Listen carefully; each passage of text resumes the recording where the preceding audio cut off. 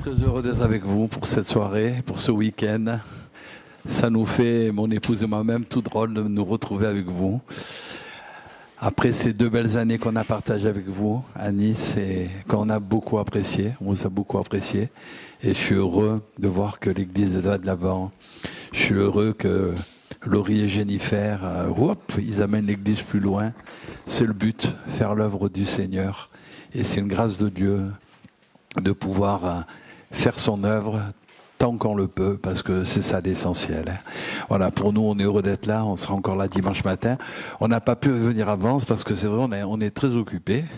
Je pensais que c'était terminé, et puis vraiment Dieu nous a ouvert d'autres portes, et depuis qu'on a quitté Nice, j'ai pas arrêté. Parce que vous savez que maintenant je vais aux prisons, je suis aumônier des prisons, donc au Baumettes en plus, à Marseille. Donc j'y vais 2 fois par semaine. Je vais dans les cellules voir les prisonniers, je fais les cultes aux prisonniers. Je suis aussi très heureux parce qu'à travers ça on fait l'œuvre de Dieu. J'ai plein de contacts avec des tas de prisonniers, toutes catégories confondues, des jeunes, des âgés. Ça fait drôle, parce que vous avez des jeunes de 20 ans, vous avez des âgés de 75 ans qui sont en prison. Voilà. Vous êtes toujours dans nos cœurs et nous... On a vraiment apprécié. Et comme je dis, si on a les enfants à Marseille, on est Marseillais maintenant, on n'est plus Niçois. On reviendrait à Nice. En tout cas, on pense bien à vous et que Dieu vous bénisse, que vous alliez beaucoup plus loin dans le plan de Dieu. J'aimerais partager avec vous la parole de Dieu.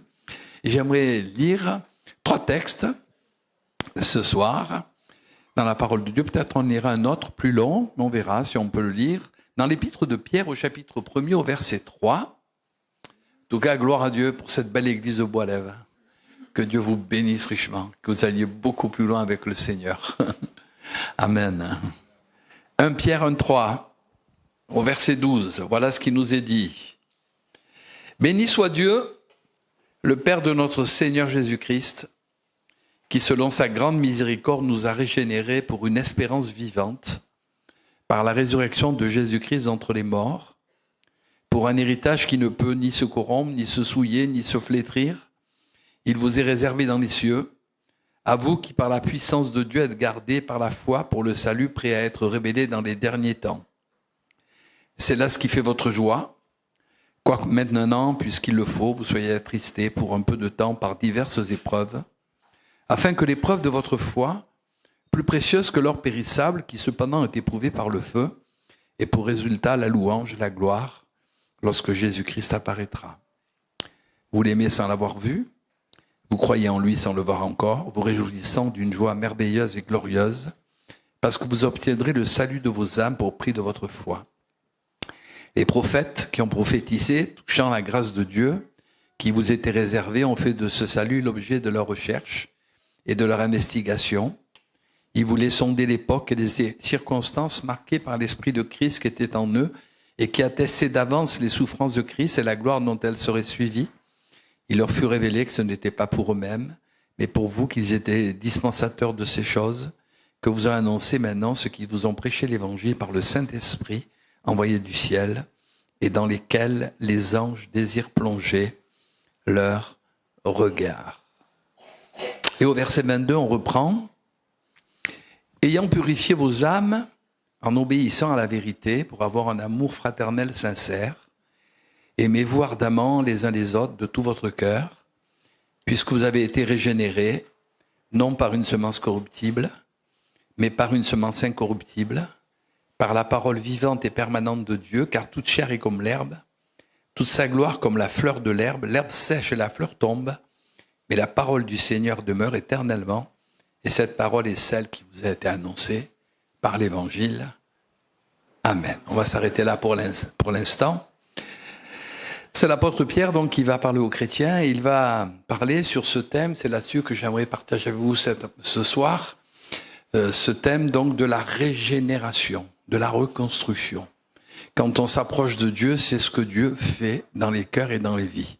Il est là pour nous régénérer. Il est là pour nous reconstruire. Il est là pour nous transformer. Il est là pour nous changer. Et je crois que dans les temps où nous vivons, bien des gens ont besoin de cette régénération. de cette reconstruction. Ce qu'ils étaient enfants quand ils sont nés, et avec l'âge, les choses ont changé, et à cause de la vie, on va le voir, à cause du péché, à cause du mal, eh bien, les gens se sont laissés prendre, et on s'est tous laissés prendre, parce que nous sommes tous pécheurs et privés de la gloire de Dieu, et le mal a pris, eh bien, toute sa dimension en nous, et ben, les gens sont cassés, sont brisés, voilà. Moi, je vois quand je vais maintenant en prison, il y a des gens, il y en a, pas tous, mais il y en a qui me racontent leur vie, et quand je vois certains, je me dis, Seigneur, il y en a un d'ailleurs, il y a pas longtemps, il m'a dit, ouais, j'ai voulu me suicider, parce qu'il avait quelque chose. Il m'a dit, mais t'as prié pour moi, j'ai pas réussi. J'ai dit, mais non, tu réussiras pas. J'ai dit, t'as besoin d'être sauvé. Parce qu'il est bousillé intérieurement. Il m'a dit, quand il m'a raconté sa vie, et quand il m'a dit, mais je m'en sortirai jamais. Il a 45 ans. Il m'a dit, mais je suis foutu. Il m'a dit, moi, ma vie, elle est foutue. Plus personne ne voudra de moi. À cause du péché, à cause du mal. Et lui, il a fait des choses assez graves. Au niveau du meurtre. Donc, il m'a dit, moi, ma vie, elle est foutue, quoi. J'ai dit, non. Le Seigneur est capable de te transformer et de te changer. Et on voit, mes amis, même dans certains pays, par exemple, comme en Amérique du Sud, souvent, il y a de grands dealers, de grands brigands qui ont rencontré le Seigneur Jésus et qui sont devenus des prédicateurs et qui maintenant annoncent l'Évangile. Et ça, c'est vraiment le travail de Dieu, un travail de régénération. Et je crois que dans le monde dans lequel on vit, c'est ce que les gens ont besoin, vous savez. Ils n'ont pas besoin de mots pieux, ils n'ont pas besoin de paroles évangéliques, ils ont besoin d'une action de Dieu dans leur cœur, afin de devenir des hommes nouveaux, des femmes nouvelles, afin d'être reconstruits, d'être régénérés, parce que, eh bien, les gens sont cassés et sont brisés, et de plus en plus. Et maintenant, même de plus en plus jeunes. Vous avez vu tous ces jeunes maintenant? Vous le voyez peut-être à Nice, mais nous on le voit à Marseille. Moi, j'habite pas loin des quartiers nord, et des fois, quand on sort, on voit des petits jeunes là qui, c'est des dealers, quoi. Et ils sont tout jeunes, ils ont 13-14 ans. Il y a 2 jours, j'étais justement pour faire plein d'essence, il y en avait un, il me regardait, il croyait que j'allais lui demander du shit. Il dit, ah, mais je... non. Puis comme il a vu, là, mais il est malheureux, ils sont malheureux, quoi. Ils sont bousillés, si vous les voyez, ces jeunes. Et maintenant, c'est pas que des gens même plus âgés, même des jeunes, mes amis. Les gens sont cassés, les gens sont brisés, et plus que tout, ils ont besoin du Seigneur pour être reconstruits et pour être régénérés. Et ça, c'est la faute de qui? C'est pas la faute de Dieu. C'est la faute de l'homme. C'est la faute des hommes qui n'ont pas voulu de Dieu. Et d'ailleurs, c'est ce que nous dira l'apôtre dans l'épître aux Romains. Peut-être qu'on pourrait le lire, justement, ce texte. Aux Romains, chapitre 1er, versets 21 à 32. Romains 1, versets 21 à 32. Il nous est dit, « Ils sont donc inexcusables, car ayant connu Dieu, ils ne l'ont point glorifié comme Dieu et ne lui ont point rendu grâce. Mais ils se sont égarés dans leurs pensées, et leur cœur sans intelligence a été plongé dans les ténèbres. Se vantant d'être sages, c'est ce qu'on dit aujourd'hui, ils sont devenus fous. Et ils ont changé la gloire du Dieu incorruptible en image représentant l'homme corruptible, des oiseaux, des quadrupèdes, des reptiles. C'est pourquoi Dieu les a livrés, c'est Dieu. C'est les conséquences du péché. Dieu les a livrés à l'impureté selon les convoitises de leur cœur. Ainsi, ils déshonorent eux-mêmes leur propre corps. Eux qui ont changé la vérité de Dieu en mensonge et qui ont adoré et servi la créature au lieu du Créateur qui est béni éternellement. C'est pourquoi Dieu les a livrés à des passions infâmes. Et c'est ce qu'on veut aujourd'hui. Car leurs femmes ont changé l'usage naturel en celui qui est contre nature.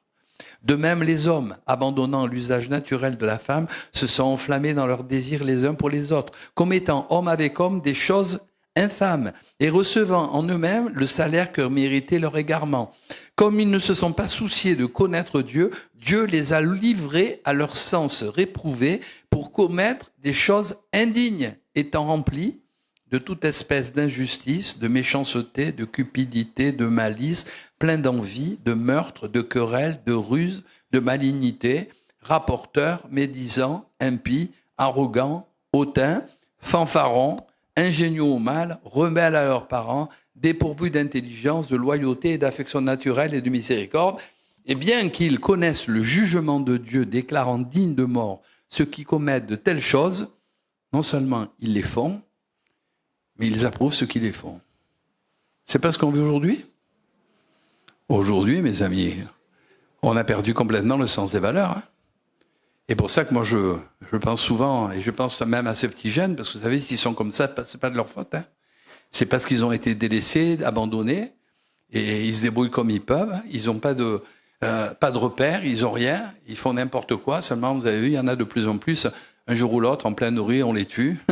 Cette semaine encore à Marseille, justement où on était pasteur il y a quelques années, boulevard National, c'est ça. Il n'y avait pas loin de boulevard National, il y a un jeune, il s'est fait tuer, paf, à cause de la drogue. Souvent, c'est la drogue, mes amis. Et ça, c'est l'œuvre du diable derrière tout. Comme on n'a pas voulu de Dieu, la religion, on en veut, quelle qu'elle soit, parce que la religion, ça ne dérange pas. C'est des rites et des pratiques, mais ça change pas, vous voyez. Qu'on soit catholique, protestant, évangélique, tous les tics que vous voulez, c'est pas ça qui dérange. Ça dérange pas, mes amis.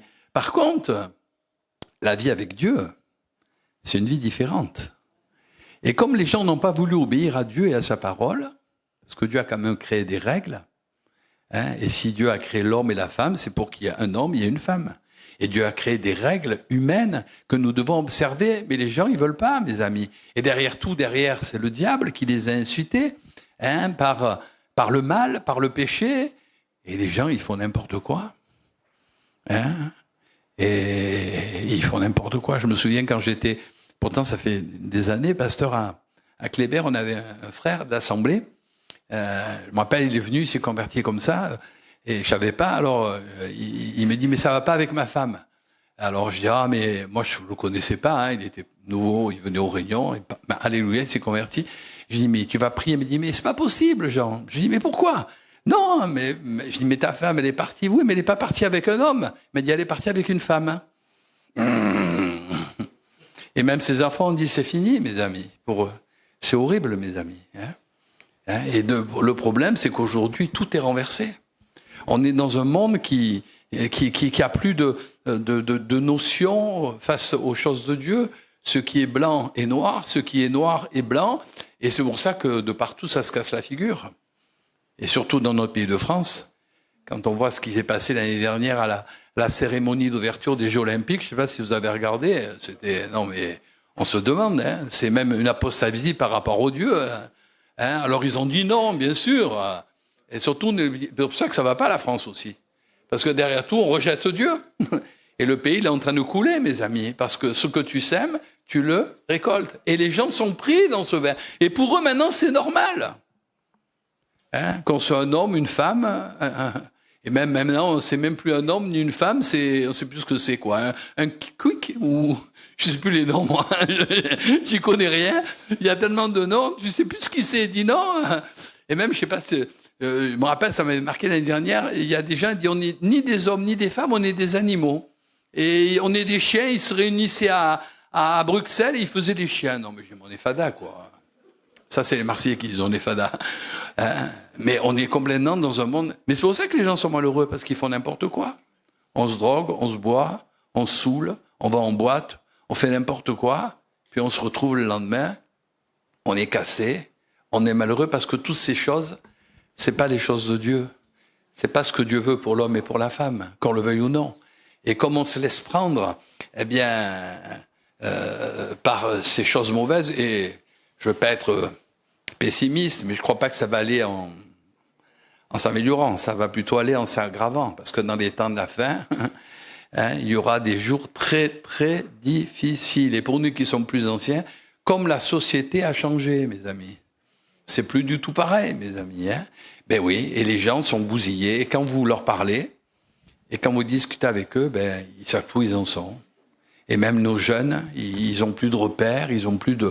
Pour eux, ils savent plus ce qui est bien, ce qui est pas bien, parce que derrière tout, quelque part, c'est peut-être dur ce que je vais dire, mais c'est comme un jugement de Dieu. On n'a pas voulu de Dieu. Dieu a dit, vous voulez pas, débrouillez-vous. Et on voit ce que ça donne, la panique, et les gens sont cassés, sont bousillés.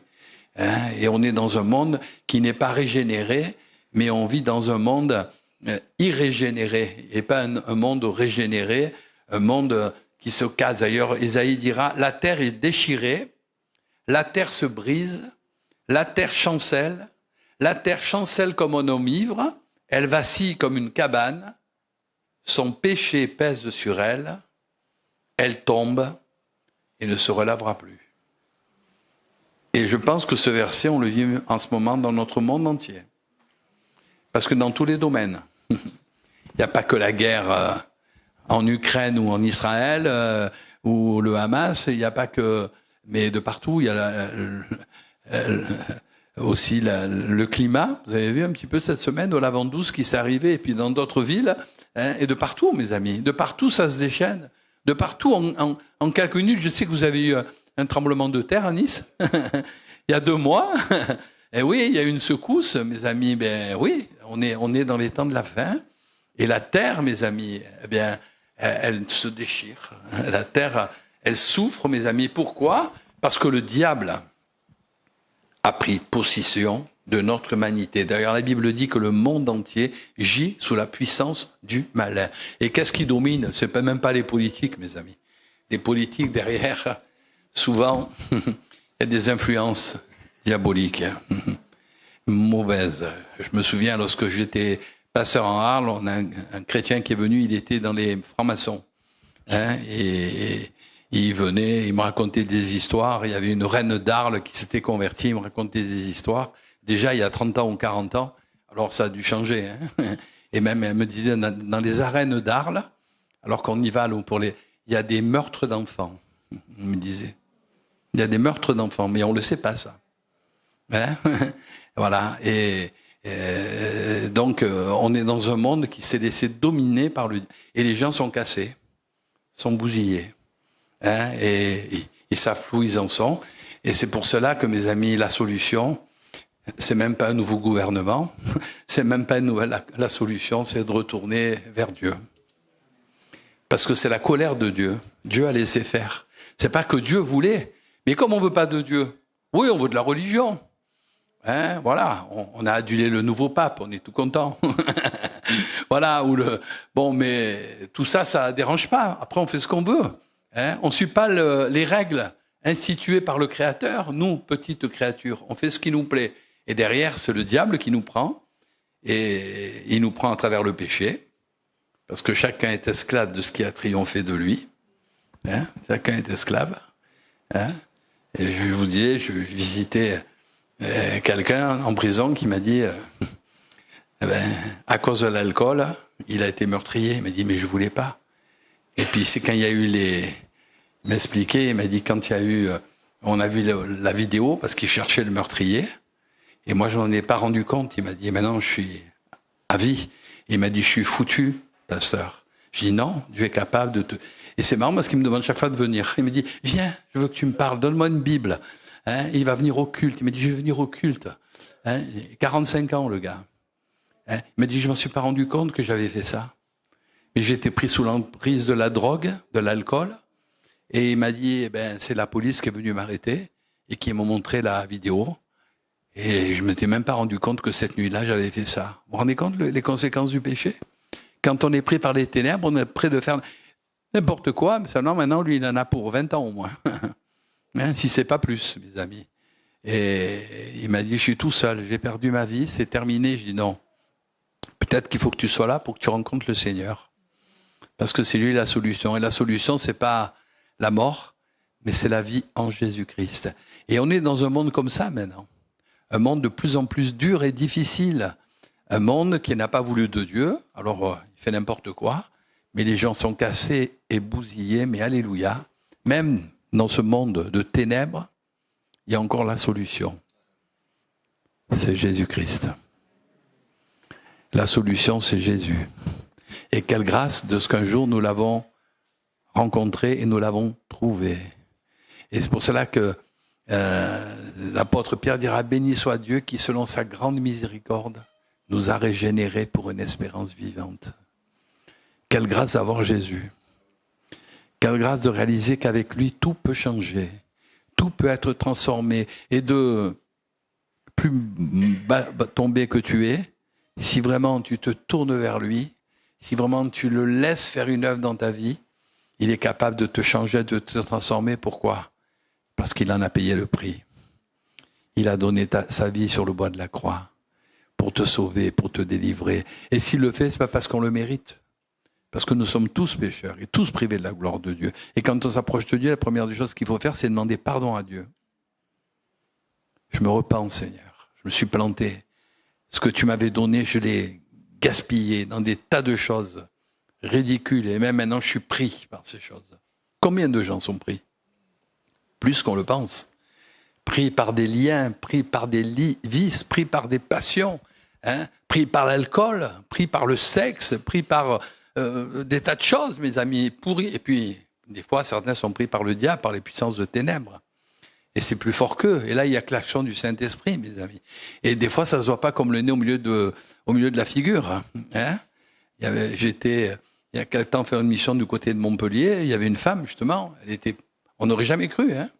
Puis avec le pasteur, elle était possédée. Et aux yeux d'une nappe toute mignonne, toute pimpante.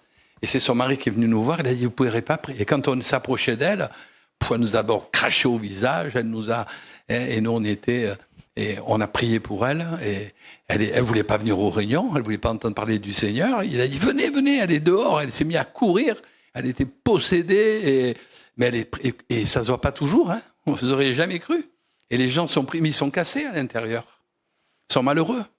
Et la solution, mes amis, c'est de demander pardon à Dieu et de dire, Seigneur Jésus, sauve-moi. Et le Seigneur va le faire. Vous savez pourquoi il va le faire ? Pas parce qu'on le mérite. Le salaire du péché, c'est la mort. On mérite tous la mort. Mais parce que Jésus en a payé le prix. Et pourquoi ? Parce qu'il nous aime. Dieu est amour. Et qui que tu sois ce soir, quelle que soit ta vie, si tu lui demandes pardon et si tu lui dis, Seigneur, change-moi, transforme-moi, je veux maintenant revenir à toi avec un cœur sincère, j'ai fait n'importe quoi, mais pardonne-moi, et puis délivre-moi. Eh bien, c'est ton état de cœur ce soir. Et si tu le fais avec sincérité, avec vérité, qui que tu sois, tu peux être le plus bas tombé, le Seigneur est capable de faire de toi une nouvelle créature, parce qu'il t'aime. Dieu aime tous les hommes. Et je vous dis, je vais en prison, moi ça me fait plaisir de leur dire même aux prisonniers. Il me dit, tu crois que Dieu m'aime ? Je dis, oui, Dieu t'aime. Il n'aime pas le mal que tu as fait. Il me dit, mais c'est pas possible, Dieu me sauvera pas. Je dis, oui. Je leur donne souvent l'exemple du brigand sur la croix, parce que tu vois, là, le brigand à la croix, il allait mourir. Mais Jésus, en dernière minute, il l'a sauvé. Donc, j'ai dit, peut-être qu'il permet que tu sois là en tôle, tout seul, comme ça, tu cries à lui, t'as plus rien d'autre à faire. Mais des fois, le diable les tient tellement qu'ils n'arrivent pas. Ils sont tenus, ils sont liés. Mais quelle grâce, mes amis, qu'encore aujourd'hui, on puisse prêcher l'évangile, puissance de Dieu. Et quand on vient vers Jésus, et quand on fait ce qu'il faut, qui qu'on soit, quoi qu'on ait fait, Seigneur nous rattrape, Seigneur nous bénit, et il nous sauve, pas simplement pour ce temps présent, mais pour la vie éternelle. Quelle grâce d'être chrétien. Et c'est pour quelqu'un ce soir. Peut-être fais le point. Arrête de te laisser prendre par ce mal, par ces liens, par ces chaînes. Réfléchis où ça va te mener. Ça va t'amener dans le vide, dans le néant. Tu risques de tout perdre. Tu le vois pas bien, parce que le diable, elle vient te leurre, mais tu risques de te retrouver tout seul, sans rien. Alors que si tu réalises que ces choses, elles t'amènent nulle part, et si tu demandes pardon au Seigneur, et si tu te tournes vers lui et tu dis, Seigneur, aie pitié de moi, sauve-moi, change-moi, eh bien le Seigneur qui est un Dieu d'amour et de grâce, parce qu'il a donné sa vie sur le bas de la croix, il va te tendre la main, et il va te relever, et il va te transformer, et il va te changer, et il va te régénérer. Tu vas devenir une nouvelle créature. Comme dit la Bible, les choses anciennes seront passées, toute chose sera devenue nouvelle. Il y a bien des gens ce soir qui pourraient le témoigner, mais nous avant, qu'est-ce que j'étais ? Qu'est-ce que j'étais ? Je racontais, on avait une jeune femme dans notre assemblée à Kléber, la pauvre. Quand elle est venue, et personne ne l'a su, maintenant elle n'est plus à Kléber, elle est venue aux réunions, elle était dans le centre social où ma femme travaillait. Elle avait une vie très très difficile. Je ne dirai pas ce qu'elle faisait, mais vous vous doutez. Et puis elle est venue aux réunions, elle s'est tournée vers le Seigneur, elle s'est convertie, Dieu l'a bénie, maintenant elle est à l'église d'Istres. Il n'y a pas longtemps, j'étais à Istres, je l'ai vue, elle est mariée, elle a des enfants, elle est toute belle, elle m'a dit, tu as vu? J'ai dit, il n'y a que Dieu qui pouvait faire ça. Elle nous a sauté au cou, elle a dit, vous vous rendez compte? Ce que je suis devenu, ce que j'étais, parce que nous on la connaissait, ce qu'elle faisait sur la Canebière et ailleurs. Et quand on la voit maintenant, avec son mari et ses enfants, j'ai dit, mais il n'y a que Dieu. Et puis quand on voit comme elle est épanouie, elle dit, je suis heureuse, je suis sauvée, j'ai la vie éternelle. Elle a dit, quelle grâce d'avoir rencontré Jésus. Pour rien au monde, je laisserai. C'est ça l'évangile. Et c'est pour ça que qui que tu sois ce soir, si tu reconnais la vérité, et si tu reviens simplement à Dieu en lui demandant pardon, il est capable de te régénérer, de te transformer et de faire de toi un homme, une femme complètement différente. D'ailleurs, quand on va l'ouvrir, c'est un homme différent. Jennifer, elle peut le dire. C'est ça la régénération. Et c'est ce que Dieu fait encore aujourd'hui. Et il veut le faire pour quelqu'un. Fais-lui confiance ce soir. Sois vrai et laisse-le agir. Et tu verras sa gloire. Amen.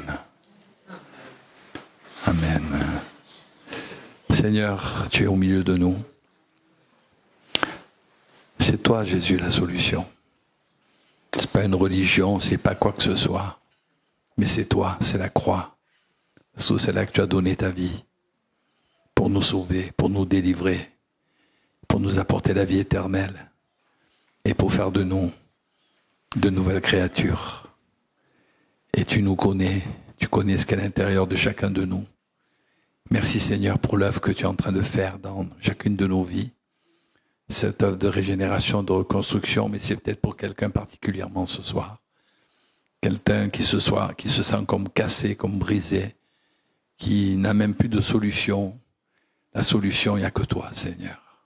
Et je te prie vraiment, de te révéler puissamment dans sa vie. Qu'il puisse ou qu'elle puisse simplement se repentir, se tourner vers toi et toi, Seigneur. Quelle que soit sa vie, tu es capable d'opérer le miracle, parce que tu es le Dieu du miracle. Alors fais ton œuvre, bénis ce soir, pour la gloire de ton nom, et reconstruis quelqu'un, régénère quelqu'un, pour la gloire de ton nom.